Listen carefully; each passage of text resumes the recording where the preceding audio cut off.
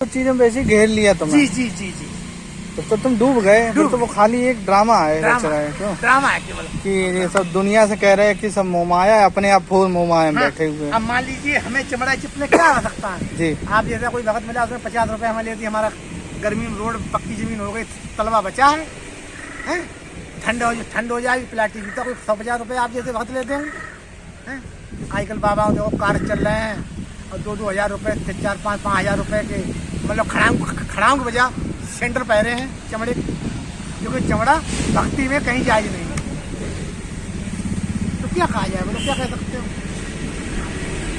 कुछ नहीं कह सकते हमने भैया। आप क्या कहा कि संत आपको बहुत गिरी क्वालिटी दिखाई पड़ेगा, वो मिलेगा उस दिन मिलेगा जितना आपको बड़ा भाग जगेगा। जिसे कहते हैं फीके पकवान, ऊंची दुकान फीके पकवान, ये ऊंचे दिखावे में कुछ नहीं। इधर तो हर जगह है, मुझे पता नहीं कब आएगा वहाँ। तो रामायण में आप लिखा नहीं, बड़ भाग मिले जो संता, बड़ो भाग खुलते तो संत चला थोड़ा सा और बैठ लो। और पत्थर में या ईंट में या मिट्टी को हमने कुर्सी बना के तैयार कर दी है तो कहीं रख दी है तो उसमें प्राण प्रतिष्ठा कर रहे हैं। ये तो बेवकूफ बनाने का एक पहला जरिया।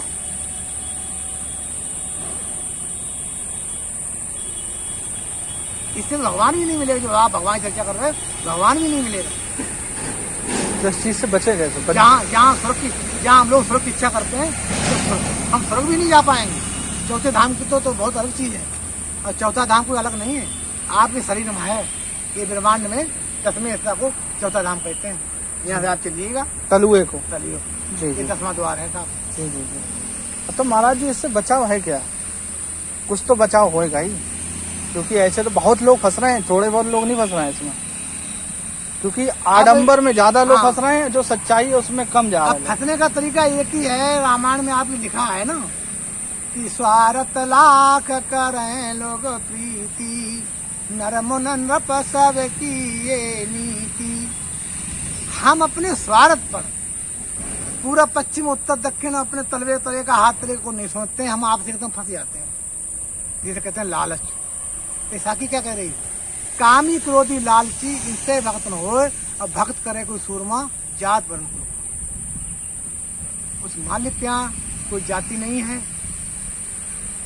जाति केवल हमारी आपकी पहचान की उन्होंने वृक्षों बताई है, बना दी, जिससे आप देख के खा लो कि अमरूद खाएंगे तो अमरूद तोड़ लो और सेब खाएंगे तो आप सेब लाएंगे, आप सीजन में सोचेंगे आम खाएंगे तो आम लाएंगे।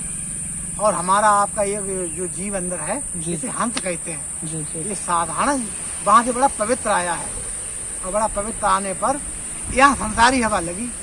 यहाँ संसारी कौन सी हवा लगी? आप आए, आप सोच रहे बूढ़ी मूर्ति है, महाराज जी हैं, बड़ा अच्छे हैं, कमंडल धरे हैं और टूटे फूटे कमरे पड़े, इन पर दया करें। और हमने अपना चालाकी वाला पॉइंट आपको डाल दिया, जिसे कहते हैं तांत्रिक, जिसे कहते हैं धोखा, जिसे कहते हैं विश्वासघात। एक शब्द के कई एक शब्द हो जाते हैं। जी। अच्छा महाराज जी, जैसे आप कह रहे हैं चालाकी या धोखा, तो जैसे हम लोग हैं और लोग हैं तो वो तो बेचारे निश्चल भाव से आते हैं, उन्हें क्या पता महाराज जी ऐसा कर देंगे। तो वो इस वजह से आते हैं, जैसे किसी ने यूट्यूब पे देख लिया, उनने अपना नंबर दे दिया कि इनसे महाराज जी से संपर्क कर लो, तो उनके पास चले गए, उन पे हो गया वशीकरण और उनके घर में तब से।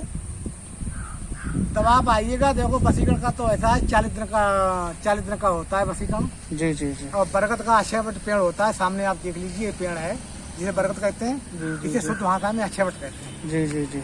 इसके बाद आप ब्रह्मचर्य साधना से, चाहे लड़की हो चाहे लड़का हो, गृहस्थ को भी जायज है जी, मतलब वो संभोग ना करें आपस में जी जी, और अपने अच्छे साफ सुथरे वस्त्रों को पहन के 40 दिन का मतलब यानी वेदों में जी एक जाप होता है जी, करिएगा।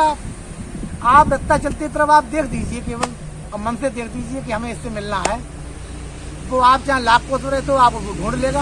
अच्छा, पर इससे क्या है, इससे आप धन कमा सकते हो और जेल कमा सकते हो, पर उस परमात्मा का दीदार नहीं कर सकते। जैसे आपने थोड़ी देर पहले कहा, उस मालिक को कैसे जाना जाए, उससे उस मालिक से आपकी दोबारा मुलाकात नहीं हो सकती, दोबारा आपको मानव शरीर ये फिर प्राप्त हो जाए। देखा होगा आपने, इतिहासों में लिखा है राजा महाराजा पहले चौथे चरण में, चौथे पन में संन्यास लिया करते थे। तो क्यों लिया करते थे कि अभी तक हमने गृहस्थी जो कि पाखंड किए हैं, आपसे कोई कुछ गलतियां हुई हैं, वो प्रभु से मतलब माफ़ी मांग करके और अपना अगले का मार्ग साफ करते थे शेष उम्र बची हुई में, जिससे हमें मानव जीवन प्राप्त हो जाए। यही साकी में कहा है कि श्वास श्वास स्मरण करो। श्वास मतलब स्मरण कोई माला लेके बैठने की चीज नहीं है।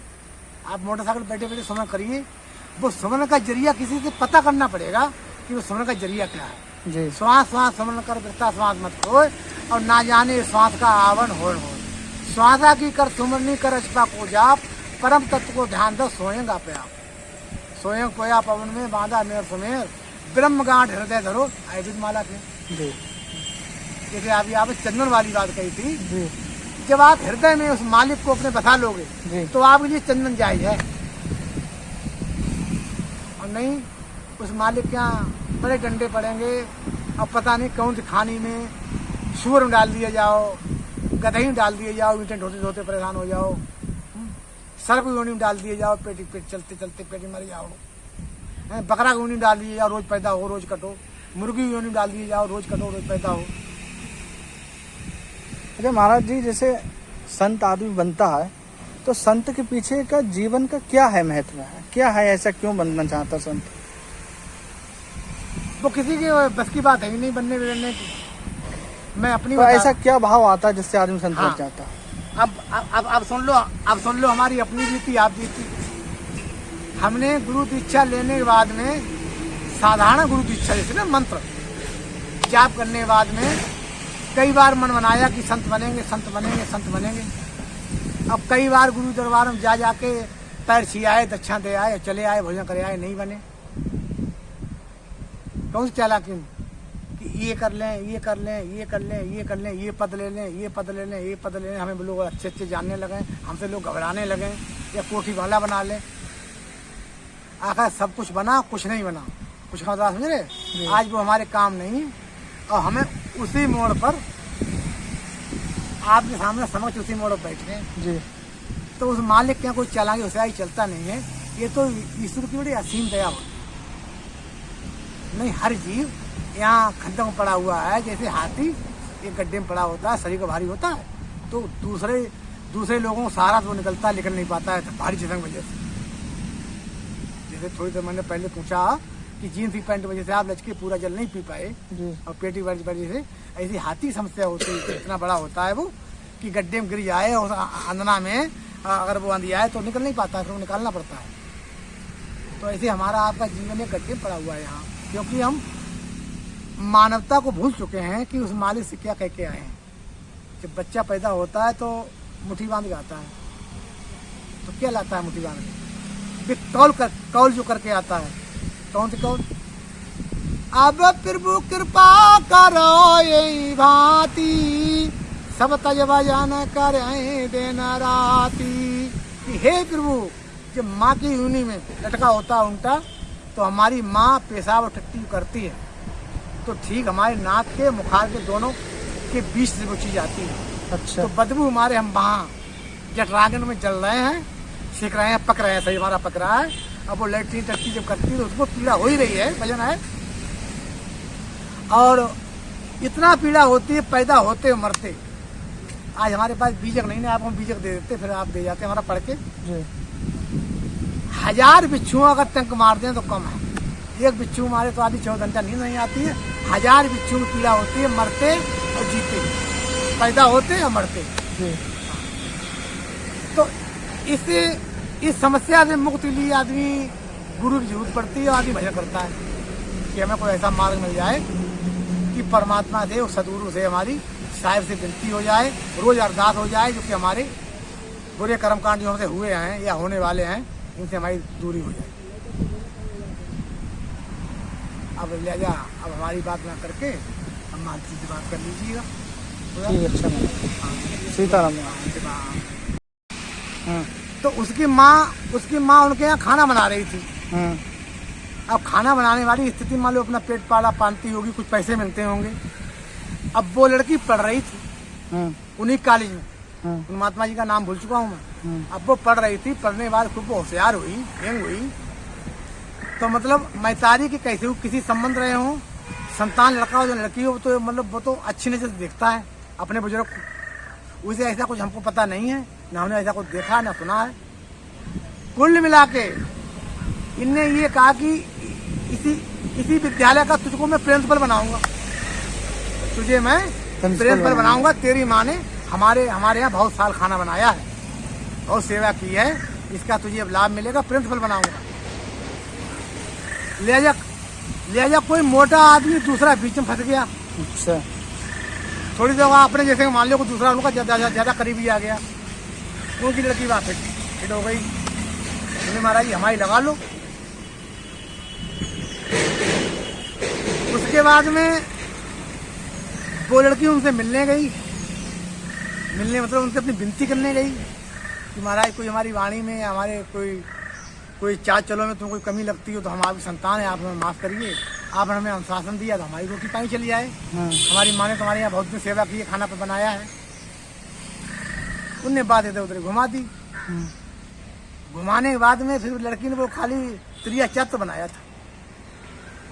जब उसकी माँ वहाँ 20 साल से खाना बना रही थी तो माँ के साथ उन्होंने ऐसा कुछ नहीं किया, और लड़की के साथ उन्होंने खालिद करी तो ऐसा कर दिया। ये सब माये खेल हैं। संत बैठ बात अब आगे, बाबाओं के पास साधुओं के पास माया है, और संत के पास माया नहीं, बाकी पास कमंडलिया होगी और वो लंगोटा होगा। तो चपाती जहाँ मिल गई कहीं लेट लो, करो भजन, छुट्टी नहीं। पहले संत झोपड़ा रहते थे, कच्ची दीवारों रहते थे, और आज साधुओं को कुछ भी करना पड़े, अच्छी कोठी बनवा के रह रहे हैं। अच्छी कोठी क्या आवश्यकता साधु, कोई जरूरत। मेरा तो कहना ये है, इतना ही मैं जानता हूँ कि रूखा सूखा खा के ठंडा पानी पी और देख पढ़ाई चुपड़ी मत बन जाए। लेकिन जो है सदगुरु कवि साहब ने भजन गाया है कि माया माँ ठगनी हम जानी, माया माँ ठगनी हम जानी। तो ये माया वैसे नाच नचा रही, हमें आप ना संसार जगत नचा रही है। बेटा बाप को मार रहे हो वो, और बाप बेटा को मार रहे हो, तो है तो माया को खेल। और ना बे बाप बेटा एक थाली में बैठे खा रहे हैं, फिर का हुई। अच्छा, बाबा रामदेव को कांग्रेस में बड़े झोला लगे, मान लीजिए आप, क्यों लगे? पर उनका कोई ऐसा कोई चक्कर नहीं था, ऐसा चक्कर था, पैसे चक्कर है कि इतना कारोबार तुम्हारा कहाँ बढ़ गया, कैसे बढ़ गया। हाँ, तो ये है भाई, क्या करोगे।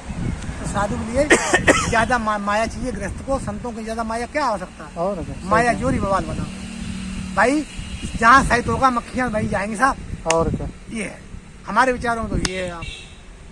अब वैसे भी जब जे कोठी उठी जब सब पास में आ जाती है किसी भी साधु के पास, तो ये सब तो चीजें वैसे ही घेर लिया तुम्हें। जी।